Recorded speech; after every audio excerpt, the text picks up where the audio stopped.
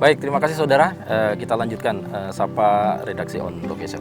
Pak Hasto, ini kan dari 8 hal yang menjadi boleh dikatakan lingkup dari prioritas LPSK, salah satunya tadi adalah terorisme gitu. Nah, keterkaitannya dengan kehadiran LPSK di Bali pada saat ini. Kalau ini bagaimana penjabarannya Pak Hasto?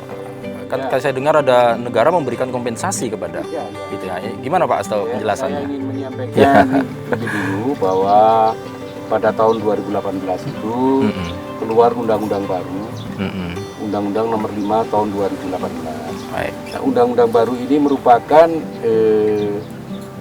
perubahan dari Perpu yang dibuat tahun 2002 sejak peristiwa bom Bali 1.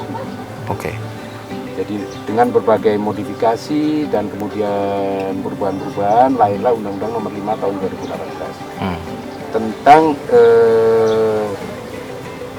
tindak pidana terorisme. Nah, LPSK terkait dengan undang-undang ini karena salah satu tindak pidana prioritas yang ditangani oleh LPSK adalah terorisme. Nah, undang-undang ini kami menilai sangat progresif, Mas. Karena di dalam undang-undang ini secara eksplisit dinyatakan korban tindak pidana terorisme itu adalah tanggung jawab negara. Oke. Jadi secara eksplisit negara menyebutkan korban tindak pidana terorisme adalah Tanggung jawab negara. Itu progresivitas yang pertama. Baik. Yang kedua, undang-undang ini meskipun tidak berlaku surut, bukan retroaktif seperti undang-undang HAM ya. Baik. Tetapi ada pasal yang mengatur bahwa korban tindak pidana terorisme di masa lalu itu berhak atas kompensasi dari negara. Oh. Ini berkat para perumus yang mempunyai visi dan keberpihakan pada korban yang Batasan masa lalu itu sampai yang tarik sampai ke belakang peristiwa bom Bali 1. Oh, oke. Jadi Baik. korban bom Bali 1 mulai Bom Bali 1 sampai sekarang ketika undang-undang dibuat itu termasuk tindak pidana terorisme masa lalu. Iya, iya, baik. Yaitu korbannya bisa mendapatkan kompensasi dari negara yang caranya itu mereka mendapatkan keterangan dari BNPT, Badan Nasional Penanggulangan Terorisme, atau dari Densus 88 atau dari kepolisian. Dan setelah mereka mendapatkan rekomendasi itu bisa mengajukan permohonan kepada LPSK untuk mendapatkan kompensasi. Oke, baik. Kompensasinya ini berupa apa Pak Hasto? Apa yang diberikan oleh negara kepada? Uang. Oke, material uang. Ya, untuk mengganti kerugian, terutama kerugian fisik. Baik. Jadi kesehatan yang terganggu karena peristiwa terorisme ini. Baik. Oke, baik. Jadi negara dinyatakan secara undang-undang memberikan kompensasi kepada korban dari terorisme ini bermulai dari bom 1 ya Pak? Bom Bali 1 ya. Kemudian selain bom Bali 1 apa lagi Pak? Bom Bali 2, kemudian bom kedutaan Australia, bom Marriott, dan peristiwa-peristiwa pengeboman lain. Oh. Misalnya bom Samarinda. Iya, dan berbagai termasuk yang di Poso sana juga ya? Belum. Oh, semua. Baik. Wah, ini memang ini ya. Jadi memang punya hak warga negara yang menjadi korban terorisme untuk mengajukan kompensasi kepada negara. Namun memang ada syaratnya tadi Pak ya. Dia harus ada keterangan dulu ini ya. Kemudian yang bersangkutan yang mengajukan kepada LPSK. Ya, atau keluarga korban. Oh, atau keluarga korban. Kalau korbannya ini meninggal, itu keluarga korban bisa mengajukan permohonan atas kompensasi. Baik. Nah, ini memang ada keterbatasan begini Mas. Untuk korban terorisme masa lalu itu dibatasi waktunya. Oke. Hanya 3 tahun setelah undang-undang ini keluar, itu harus bisa diselesaikan pembayaran kompensasinya. Masa pemberian kompensasi ini 3 tahun? 3 tahun. Itu artinya sampai pertengahan tahun 2021. Mengapa LPSK baru mulai sekarang kita melakukan percepatan untuk melakukan assessment dan juga mengumumkan kepada masyarakat bahwa yang belum tahu, Iya. tapi dia adalah korban masa lalu, silakan segera buru-buru mencari rekomendasi dan kemudian minta bantuan ke LPSK. Nah, waktu 3 tahun ini, hampir 2 tahun juga terbuang. Karena apa? Karena untuk pembayaran kompensasi itu mensyaratkan PP untuk pelaksananya untuk pembayaran kompensasi. Baik. Nah, peraturan pemerintah ini baru ditandatangani Presiden bulan Juli tahun 2020. Bulan Juni kemarin 2020. Ya, itu artinya 2 tahun yang lalu padahal undang-undang itu ya Pak ya. jadi kita udah Habis separuh.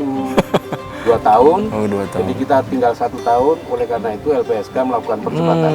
Nah, kehadiran kami di sini diantaranya karena supaya upaya kami melakukan assessment dan juga mengklarifikasi tentang nama-nama yang masuk ke kami itu lebih bisa cepat dilakukan. Baik, baik. Jadi memang korban melaporkan atau korban atau keluarga korban melaporkan kepada LPSK dengan syarat administratif tadi. Ya, Kemudian nanti dari pihak LPSK akan melakukan assessment. asesmen, mengklarifikasi. Ya, assessment Faktual ini lebih data. untuk begini, kalau untuk korban meninggal, supaya kita mendapat keyakinan bahwa yang bersangkutan betul-betul meninggal Korban karena teroris. korban. Oke. Yang kedua, supaya kita menerima surat penetapan waris Ya. dari pemerintah setempat lah, bahwa Ya. orang ini adalah ahli waris dari korban ini. Dan yang lain, kita melakukan assessment itu kondisi luka untuk para korban ini, dan kita kategorikan menjadi 3, luka berat, luka sedang, dan luka ringan. Oke. Nah, untuk itu kami bekerja sama dengan PDFI, Persatuan Dokter Forensik Indonesia, untuk melakukan assessment dan melihat derajat luka yang dulu dialami oleh para korban. Jadi masuk kategori mana gitu ya Pak ya, berat atau ringan atau sedang. Ini untuk mempengaruhi kompensasi, jumlah kompensasi mungkin. Nanti akan mempengaruhi, Larinya ke sana. karena kan ada skema Oke. Bawi untuk meninggal dunia itu jumlah Siap. kompensasinya berapa, Baik. luka berat berapa, luka Baik. sedang berapa, luka ringan berapa.